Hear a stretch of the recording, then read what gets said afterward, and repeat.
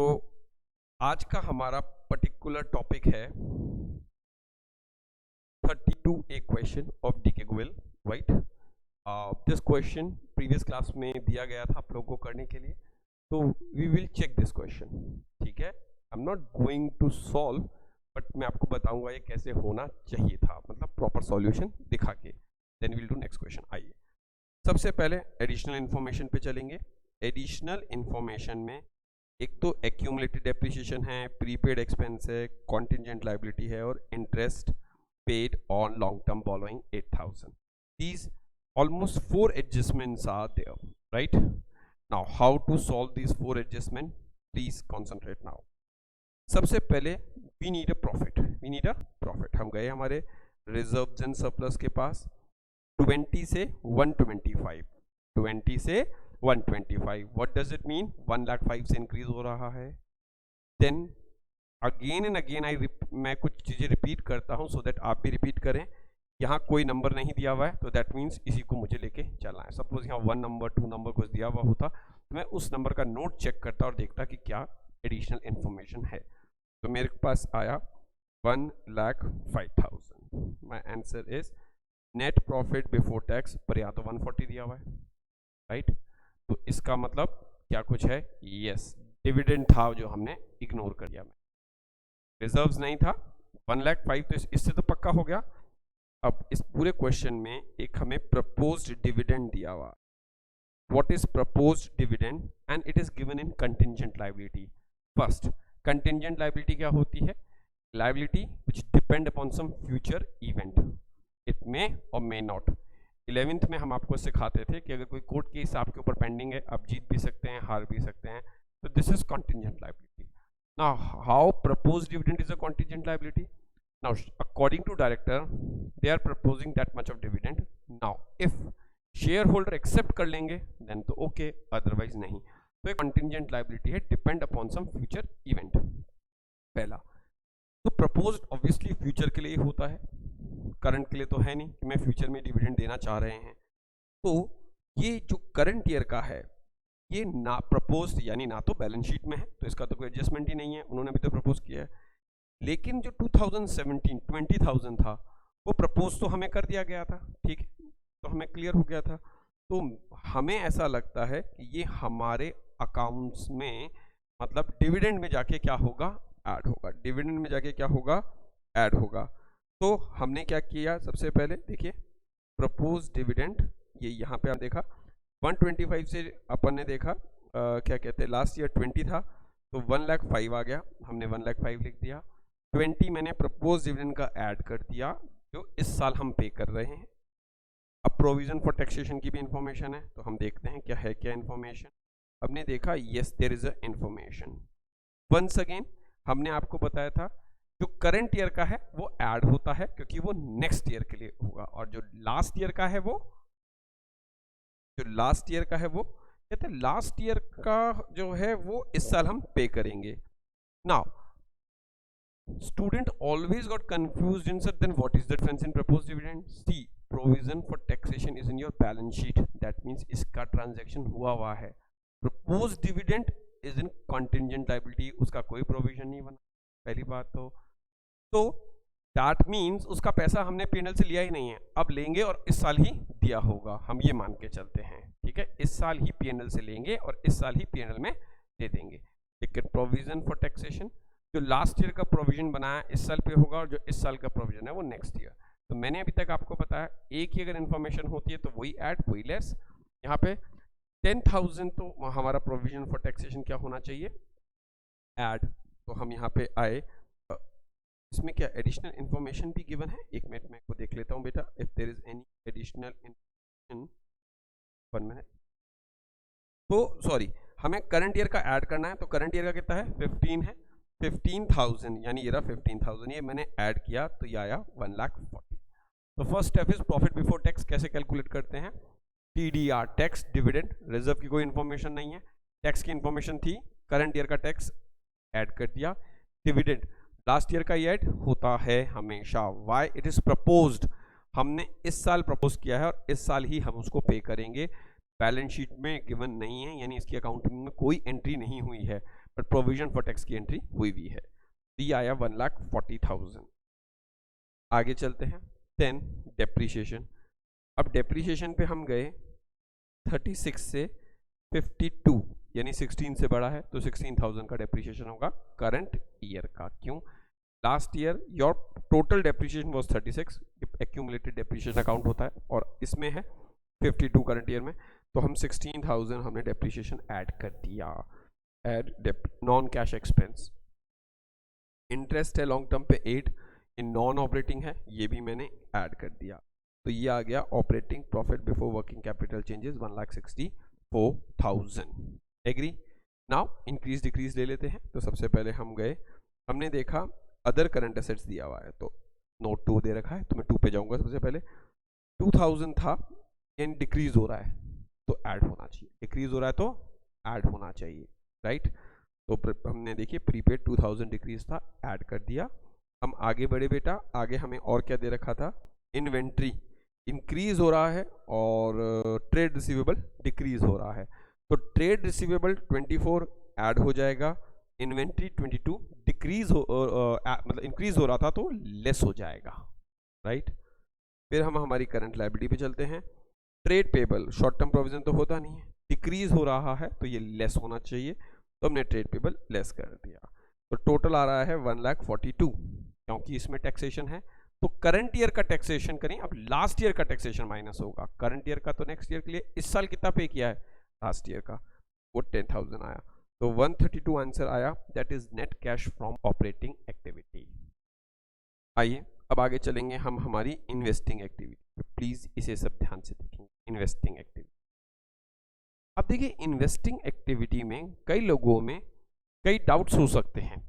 अगर हमने 11th में देखा दे रहा 2 methods to make a machinery account, एक ओरिजिनल कॉस्ट मेथड जिसमें हम प्रोविजन फॉर डेप्रिसिएशन मेथड बनाते थे, एक है नॉर्मल मेथड जिसमें हम माइनस करके यानी WDV मेथड से बनाते थे।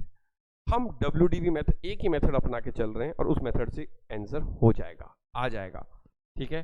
लोगों को इसमें कंफ्यूजन आया कि सर इसमें तो ओरिजिनल कॉस्ट होना चाहिए, ऐसा कुछ भी नहीं है। देखिए हमने आपको कल बताया था जब भी 3 इंफॉर्मेशन हो तो अकाउंट बन जाना चाहिए, 3 इंफॉर्मेशन हो तो अकाउंट बन जाना चाहिए।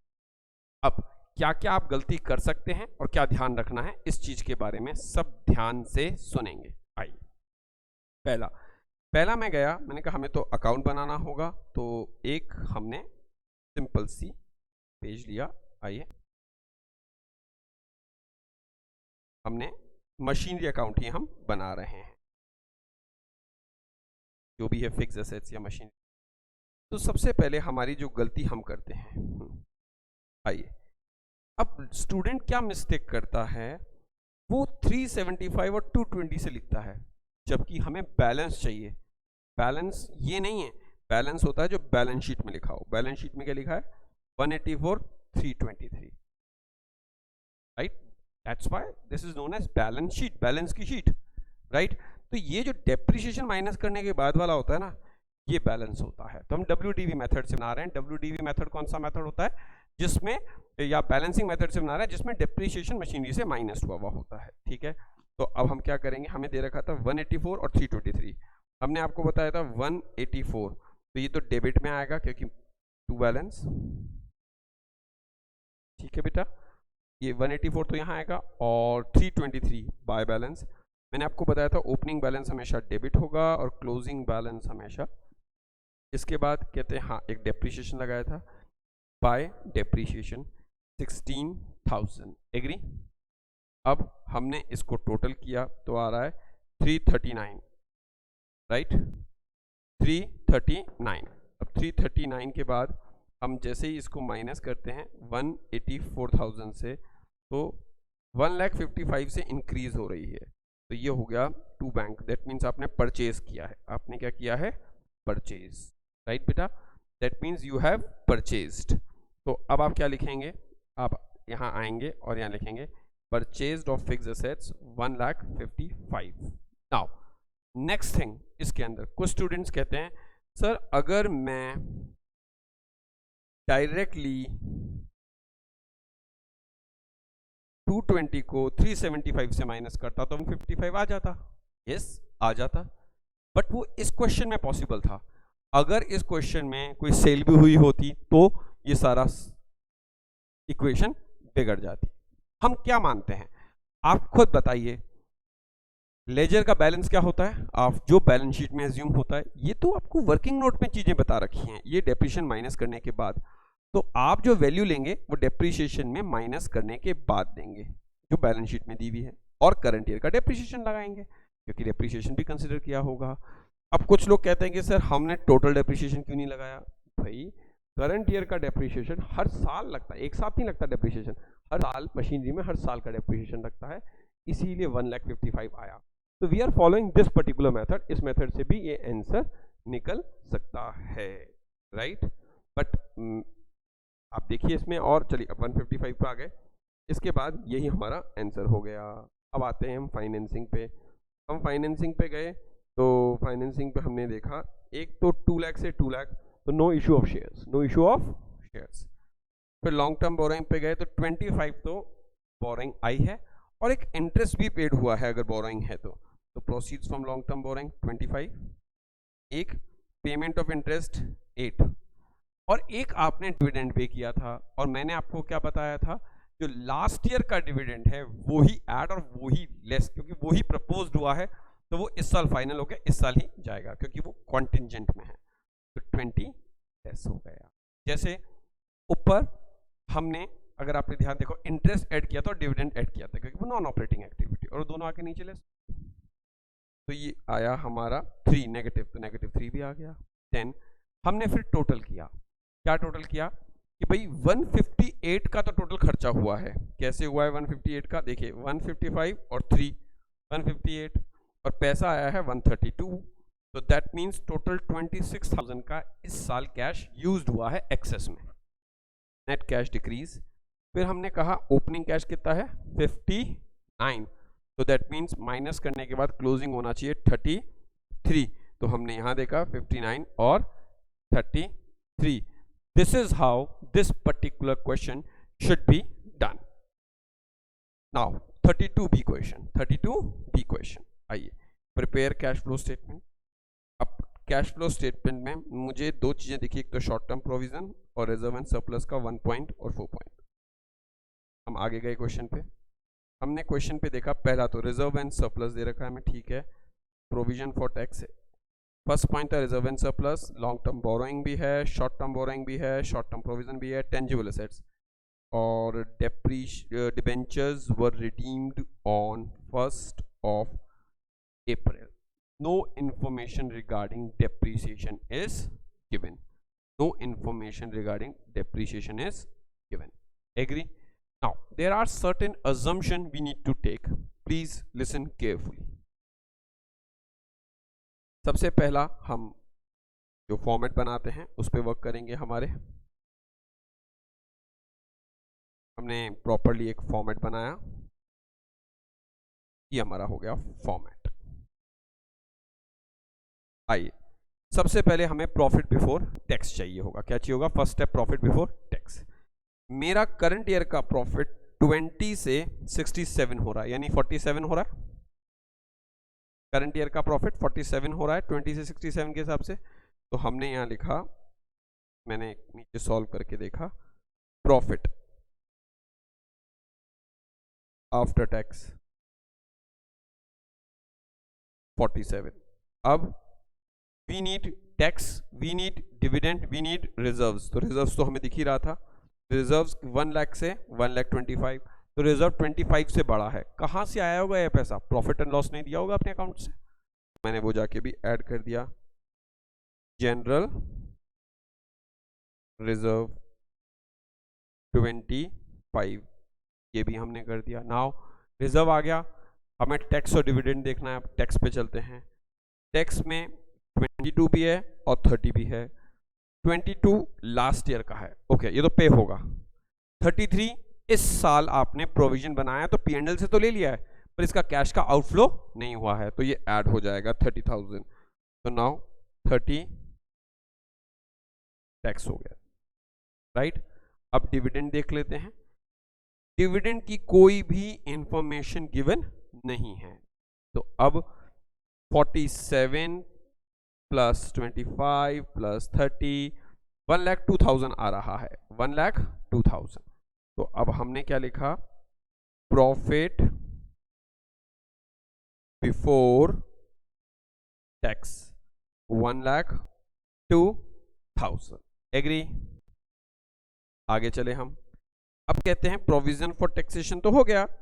अब मैं सीधा सेकंड पॉइंट पे गया, 12% डिबेंचर, इंटरेस्ट होना चाहिए मतलब 12%, लेकिन हमने देखा डिबेंचर था 30 और यहाँ आके हो गया 0। तो ये कब रिडीम हुआ है? मान लो अगर ये लास्ट डेट पे रिडीम हुआ है यानी 31 मार्च, तो पूरे साल 30,000 पड़ा रहा। क्या स्टार्टिंग में 30 था और लास्ट डे अगर आपने 30,000 किसी को दिया है तो आपको साल भर का इंटरेस्ट भी देना होगा, राइट? अगर ये मिड में रिडीम हुआ, रिडीम मतलब पेमेंट दे दिया गया है लोन का, तो 6 मंथ का इंटरेस्ट देना होगा। और अगर ये पहली तारीख को रिडीम हो गया यानी 1 अप्रैल को इस फाइनेंशियल ईयर स्टार्ट हुआ और 1 अप्रैल को ही हमने आपको आपका 30,000 रुपीज वापस दे दिया, तो आप कहेंगे कि सर फिर तो हो गया हमारा काम पूरा, आपको मतलब देने की जरूरत ही नहीं है कुछ इंटरेस्ट। तो अब क्वेश्चन क्या कह रहा है, debentures were redeemed on 1 April, यानी no interest should be given. If any absence of information होती तो भी हम क्या मानते, हम ये मानते भैया, हम मान सकते थे 31 मार्च को रिडीम होगा, बट क्वेश्चन स्पेसिफिकली बोल रहा है कब रिडीम हुआ है। क्लियर? तो इंटरेस्ट देने की कोई जरूरत नहीं है। प्रोविजन। अब मैं एक बार लैंड और बिल्डिंग और प्लांट एंड मशीनरी पे गया भाई, क्योंकि मेरी जो एसेट्स थी, अगर देखिए एसेट्स तो ये दे रखी है टेंजिबल, और यहाँ पे ऐसे नोट दिया हुआ था 5th, अब तक नहीं दिया हुआ होता था, राइट? हाँ जी। तो अगर हमें नोट गिवन नहीं हुआ होता तो हम यही इंफॉर्मेशन मान लेते, लेकिन यहाँ गिवन है 350 और 365। Kindly focus on your screen, जहाँ जहाँ मैं अंडरलाइन कर रहा हूँ। 5th नंबर था यानी इसमें कुछ एडजस्टमेंट है। मैं 5th में गया, 5th में कहा एक नहीं 2 लैंड हैं। एक लैंड है 2 लाख से 1,50,000, डिक्रीज हो रही है 1,50,000 से। Now land can be increase in two, decrease in 2 ways. How? 1, हम उसको बेचेंगे तो कम होगी, दूसरा डेप्रिसिएशन होगा तो कम होगी। अब क्वेश्चन उठता है कि भाई डेप्रिसिएशन नहीं था तो शायद डेप्रिसिएशन लगा होगा, पर थोड़ा सा लॉजिक लगाइए, 2 लाख से 50 हो रही है, 1,50,000 तो डेप्रिसिएशन नहीं लग सकता एक साल में? लग सकता है? नहीं लग सकता। तो we will assume this as a sale, not a depreciation. और यहाँ पे हमारी एसेट्स क्या हो रही है? इंक्रीज हो रही है, तो इंक्रीज तो परचेज से ही होती है। And no depreciation is given.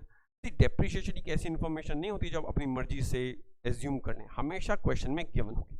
हाँ, सपोज करिए लैंड एंड बिल्डिंग दी हुई होती 2 लाख और कम हुई होती 1,80,000, तो आप एज्यूम कर सकते थे 20,000 डेप्रिसिएशन हुआ होगा, वो पता चल जाता है, हिंट मिल जाता है। पर इन दिस क्वेश्चन तो यानी डेप्रिसिएशन की भी कोई इंफॉर्मेशन नहीं है, राइट? फिर भी मैं एक बार और जाके देखूं, मेरे को एक इंटेंजिबल एसेट्स दिखी। इंटेंजिबल एसेट्स क्या होती हैं? गुडविल। 60 से कितनी हो रही है? 42, यानी 18 राइट ऑफ हुई है। 18 क्या हुई है? Write off. तो मैं यहां लिखूंगा इन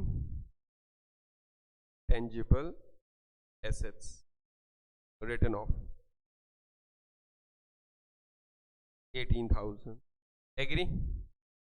नाउ इसके अलावा मुझे कोई इंफॉर्मेशन नजर नहीं आ रही। No depreciation, no provision for doubtful debt, no interest information, nothing. तो यही हुआ। तो ये मेरी इंफॉर्मेशन हो गई 1,20,000, जिसको हम बोलते हैं operating profit before working capital changes. Agree? Now current assets और करंट लायबिलिटी पे चलेंगे हम। इन्वेंट्री 120 से 80 हो रही है, तो डिक्रीज हो रही है। Add decrease in current assets, inventory लिख देते हैं हम एक बार पहले, जैसे हुई थी एक बार और मैं देख लेता हूँ। 40,000 से, कितने से? 40,000 से। तो इन्वेंट्री हो गई हमारी 40,000। देन हम गए ट्रेड रिसीवेबल 6, ये बढ़ रहा है, कितने से बढ़ रहा है? आई गेस 34,000 से बढ़ रहा है। तो करेंगे डेस increase in current assets, that is trade 36, 34, 34 आए, 34,000, ये लेस में चला। अब हम करंट लायबिलिटी के पास चलते हैं। हम अब करंट लायबिलिटी में हमने देखा तो बस दो चीज़ें, प्रोविजन आएगा नहीं, ट्रेड पेबल्स 176 से घटकर 93 हो रहा है, तो 83 से कम हो रहा है, तो मतलब माइनस, ठीक है। यस, आपने पेमेंट ट्रेड पेबल तो ऐसे लिख डिक्रीज ट्रेड पेबल 83,000 नेगेटिव में आ गया, एग्री। अब फिर आता है हमारा शॉर्ट टर्म बोरोइंग, तो भाई शॉर्ट टर्म बोरोइंग तो यहाँ पे बैंक ओवरड्राफ्ट है, पॉइंट भी लिखा हुआ है शॉर्ट टर्म बोरोइंग का, अगर आप देखें short term borrowing 3rd number point है, 3rd नंबर पॉइंट पे गए तो शॉर्ट टर्म बोरोइंग क्या है, बैंक ओवरड्राफ्ट। तो bank overdraft is a part of financing activity, तो यहाँ हमने पूरा लिख दिया था।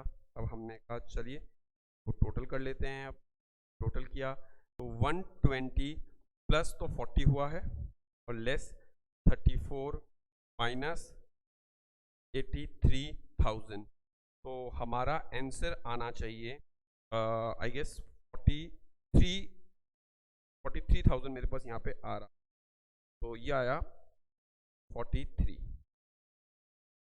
ठीक है। अब हमें देखना होगा क्या कोई टैक्सेशन, पता कोई टैक्सेशन भी इंफॉर्मेशन, तो हम गए कहते टैक्सेशन, यस टैक्सेशन है हमारा 22, अगर आप देखें प्रोविजन फॉर टैक्स 22 हमने पे किया होगा, लेस टैक्स पेड 22, तो अब मेरा आंसर आया 21 यहाँ आ जाएगा। Net cash from operating activity, right. इसके बाद हम करेंगे इन्वेस्टिंग एक्टिविटी।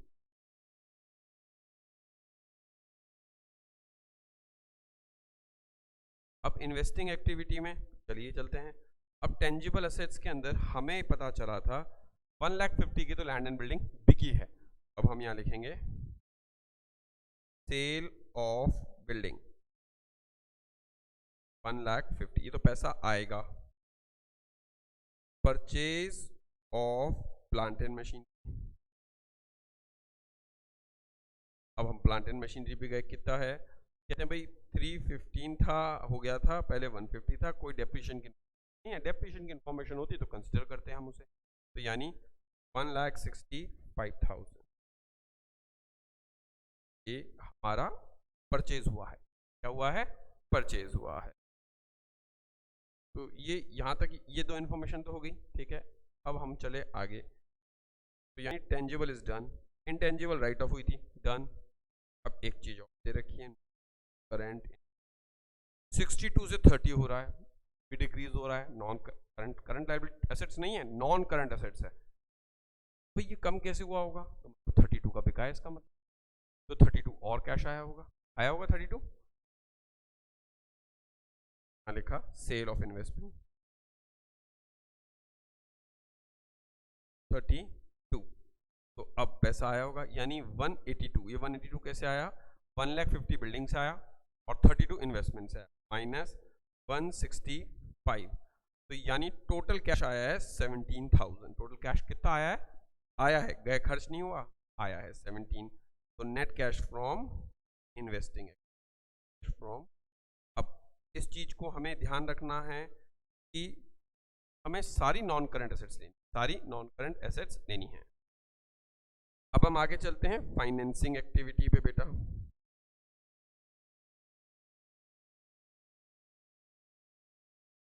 आइए, अब फाइनेंसिंग एक्टिविटी पे हम गए तो हमने सबसे पहले देखा हमारे शेयर्स को 250 से 280 यानी 30 के तो इशू हुए हैं 30,000 के, तो अब हमने क्या लिखा, और तो कुछ है ही नहीं, तो भाई तो नहीं मैं गलत कर रहा हूँ, सही नहीं, तो हम सही क्वेश्चन पे ही हैं। 250 से 280 यानी 30,000 से हमारे शेयर इशू हुए, यहाँ पहुंचे।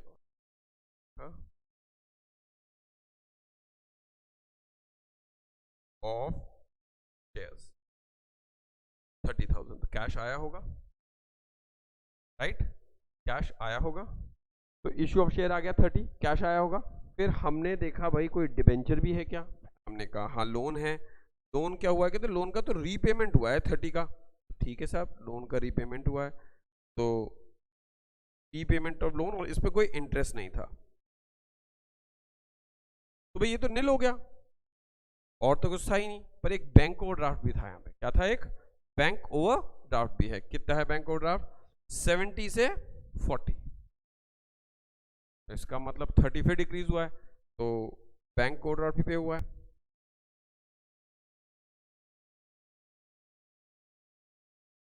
थर्टी, ये भी नेगेटिव है, तो आपका आंसर आ गया यहाँ पे कितना? 30, वो भी नेगेटिव।